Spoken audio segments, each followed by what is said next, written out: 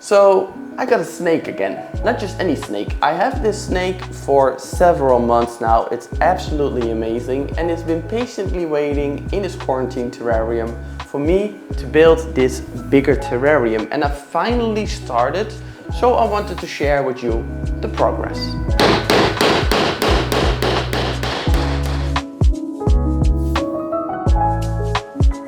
For the build of this terrarium, I'm using the same materials as my last construction. Aluminium tubing with connectors that have a steel core. All because this is very easy to assemble, and also I like when everything looks about the same. I did make a small mistake ordering some wrong parts, but luckily the company sent me some stuff to fix that and I could move forward.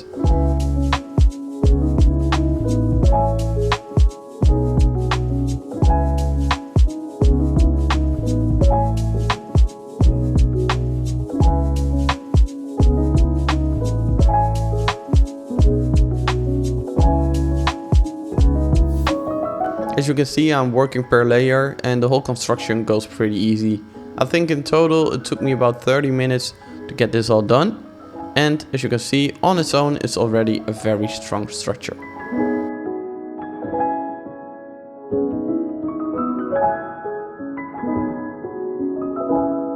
To cover all the sides, I am again using white HPL plating.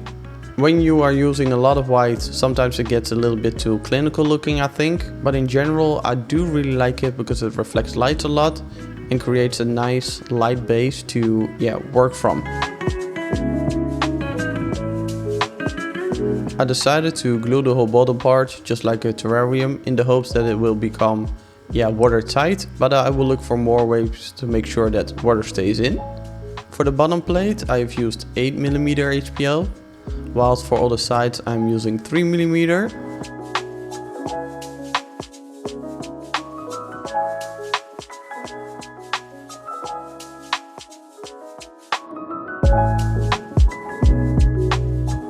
All the other plate material I have attached using nuts and bolts, because sometimes I move around my stuff. This terrarium is way too big to be moved through my door. So if I ever need to take it apart, it's a whole lot easier than when everything is glued together.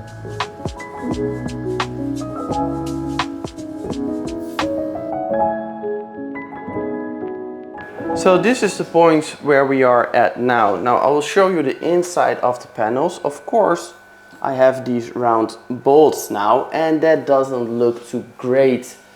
But of course those are all going to be covered with a back wall because that is the next stage. Just so you know, the terrarium is now 207.5 centimeters long, 80 centimeters deep, and about 100 centimeters high. There's a 2 meter by 80 by 80 centimeter space for the animal, and all this space is for all the electrics and all the lighting. So that's a pretty high space, and that's because I want to make sure there's plenty of airflow, especially when there's going to be another terrarium on top. So yeah, these bolts are not going to be seen anymore, but I really like that whenever I want, I can replace some panels from the lighting area, or I can decide if I ever move, I can just simply take off the back wall, have the bottom section, which is hopefully watertight, have this one apart, and then take the light section as one part. It's much easier to move that way, and yeah, I've been known to move once in a while. So this is where we are at now. So I think in the next video, one of the clips is going to be me building a back wall. I have an idea how I'm going to do this, the divide between the living area and the light section. That's actually going to be with the same material I have over there. That's the nice thing about having a big snake. I don't have to worry about it getting through. But I want to use that because it diffuses the light. So if I have a light here, it just scatters it a little bit more because it doesn't like bright lights. So yeah, that is where we are at now. Now, of course, a lot has happened. And I feel like now we are actually making a video again that I owe, especially all of you regular visitors to the channel, sort of an update, because I'm definitely not quitting making videos. I still want to do more and more of this. Life has just been, yeah, quite hectic, you know. And I also, when life is hectic, I want my hobby to be my hobby. So I'm just focusing on my animals without focusing on making videos. But I do want to share with you what's been going on, because I'm really enjoying all the stuff that's happening. And there's actually quite a lot of small like things to share. So let's start with the empty wall. You maybe have seen it in the clips that when I was building this terrarium, there was this Exoterra rack here. And that is where my Manoia and Pressa were. But above there was also a terrarium with some water. And I actually never showed the animals that were in there, which leads us to this little rack. So the idea of this little rack was to raise young turtles, but also maybe, for instance, shrimp, and you name it, that I could eventually feed to my animals. And I actually got some nice red shrimp from a friend. There are a few over there. I still need to install a light. There's one too. These are Neocaridina davidi, the fire red shrimp or whatever they're called. This is actually a species that is also found in Hong Kong. Not sure if it's native, but it's definitely found there a lot. So great natural food for the animals, and thus perfectly in this room. This one is still empty. I'm looking for another Neocaridina I want to put in there. I found a few in Germany. Now in here you see a lot of posthorn snails, which are not native to Hong Kong, but they are great food, especially for baby turtles. And there's also young, I'm sorry for the reflection, young white cloud minnows, and the adults are in the back. They are quite shy since they are in here. And these were in that terrarium. Actually, I had 4 adults left from my Shinisaurus setups, and I have over 20 white clouds now, because they did so well in the Exoterra. And yeah, that's pretty cool. These will eventually move to another setup again, a bigger setup of course. This is temporary. I really like that I built this, so I have actually, you know, some time for them to, space for them to move. But the animals they were in with are over there, and I actually see the head of one. Let's see if we can focus on it. Yes, so that's the head of a Chinese waterskink, Tropidophorus sinicus. I've never showed them on the channel, once or twice in my Instagram stories, that's about it. Now, these are really fun little skinks. I have them for more than a year now, and I actually had them in quite a nice setup. I just never came to share it with you. But yeah, these are Tropidophorus sinicus, and these are found in exactly the same habitat as my turtles. So they are found in the same habitat as Trifasciata, Platysternon, and my Sacalia, and some other animals that I want to keep in here. Actually, they are found in the lower range of the mountain of the snake that's going to live in here. So really cool little lizard, semi-aquatic. Not sure on the sexes. I have 2, should be a pair. If it were 2 males, I expected them to fight, but I also don't see any interaction, negative or positive, in between them. So maybe it's 2 females, I don't know. So maybe I need to add to the group. But yeah, a new species on the channel, not shown it before. Those are gonna live in here. I picked this aquarium for 20 euros. It's a used one. And you can see a small little chip, but that's okay, because my idea is to build a frame on top of here to make it a paludarium. Same material of course as that. I'm gonna replace this for 25mm, by the way. I don't like the 20. It's a little bit too wonky. But yeah, this is gonna be their home, and I'm thinking actually hill stream paludarium. So I want to try the false bottom. I've never tried it. I'm taking some inspiration from Ben, his video with his Chinese waterskinks. I will link it in the description. But yeah, false bottom, so there's actually, you know, this stream, and then put in the white cloud minnows with my Pseudogastromyson. Make sure there's also plenty of land area and places above the water, and then put in those. And actually gonna be a fun project. It's not on top of my list. The Mangshan and some stuff in the Borneo room is more important. But yeah, that's pretty cool. So that's an update. Now I also built this rack for raising young turtles. In here are 2 young Sacalia bealei, incubated as females hopefully, because I recently got, or also like half a year ago, last year, somewhere last year, I bought a female bealei. Turned out to be a male. So yeah, I hope these at least are tuning out to be females, but as you can see they are now a bit too big for this rack. And actually my Sacalia quadrosolata laid eggs again. So that means the young ones should be in there, and these are gonna move to there. So that is what we are gonna do now. And in the meantime, I will make use of the opportunity to share with you my thoughts on the turtle rack since its inception. The new turtle rack has been in use for 3 months now, and up till now I am very happy with its form and function. Some plants were trampled because of the active females, but slowly it is becoming more green as the plants recover and adjust. It seems placing the females in the higher row worked, and they like the new land area enough to lay their eggs. Additionally, the hanging land area creating a sort of cave is really appreciated by the animals, and this has me looking for more ways to create hides underwater. So far, I've really been enjoying the rack. I was a bit pessimistic about all of it. I know there's still some adjustments I wanted to make, but currently I'm trying to do like the stuff that has the biggest impact on the welfare of my animals.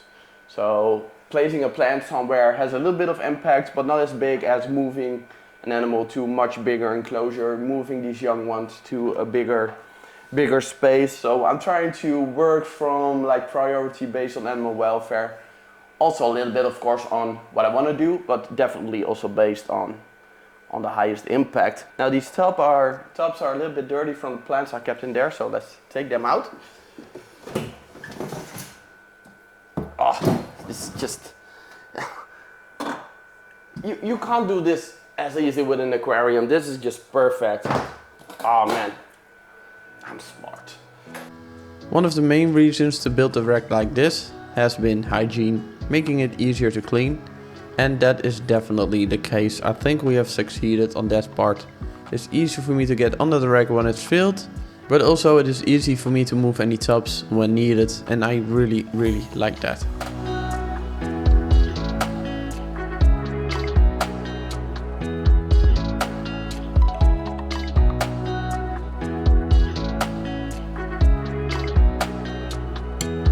Okay, we are a day or two later. This sand will settle once the animal starts to move. I added some azalea that still needs to completely sink, but that's okay. I really like to use the azalea wood, the spider wood it's also called, because it does not decay as fast as some of the tropical woods. It doesn't stain the water as much. So it lasts also very long, and I really like that. Still need to add some plants to here. This one has a nice one, but to this one, but it's okay. I think it will be cool to put the young ones in.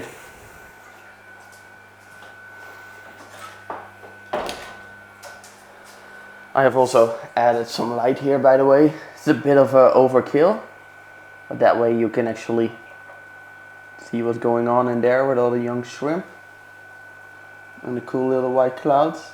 Always in the back when I entered. They felt much better in the bigger setup, logically. But yeah guys, it's time for your upgrade.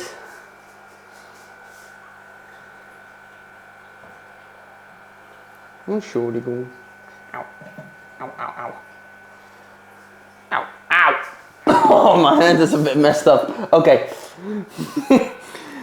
So, this is, see if we can look at it better, yeah. This is a young Sacalia bealei. It's 2 years old now. Could have been bigger maybe, but it's grown very well. Looks well.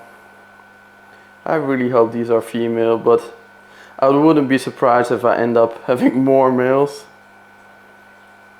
Now let's see how it will do. The nice thing is these are unrelated to all my other Sacalia, so either if they're male or females. Female. Wait, I'll put you on there. Oh, bye. Very curious how they will do in their bigger setup. They must be overwhelmed for a little bit. Okay, grab the other one.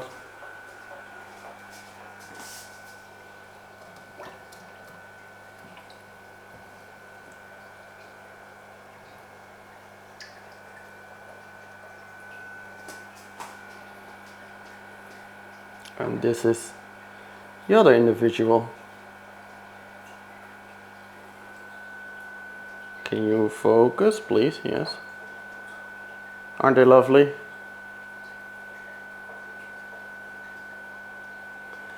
And also time for an upgrade for you.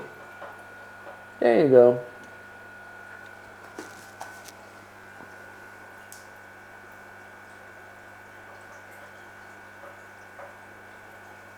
Okay, I'll give this one a little bit of time. I think that's it as far as it goes to this rack. That one I will now clean up and make ready for future young.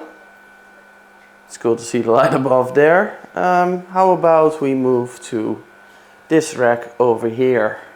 I also have some less exciting news. Look how well they climb. My Platysternon, which are my loved ones, and I don't really show them enough, are not doing too great. They actually have a bacterial infection. Now, this female has some signs. You can see the grayish skin, but she's doing a lot better already, although a bit restless.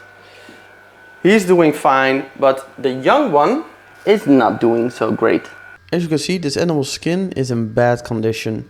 There are like extra layers, it's white, it's irritated, there's ulcers and it bleeds very easily. So of course I went to the vet and I started treatment. So this is currently the treatment I am using, Serabactopur. You can just order this online. It used to be in tablet form, which worked great. Now we only have the drops. And I use this, of course, after visiting a vet.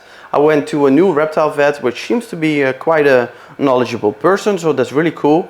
And we checked the animals on what type of bacteria it might be, probably Pseudomonas. So that's why we decided to start with this one, because it's quite safe to use. I have another treatment ready in case this doesn't work, but yeah, this is the one we are using. Now I've used it on day 1.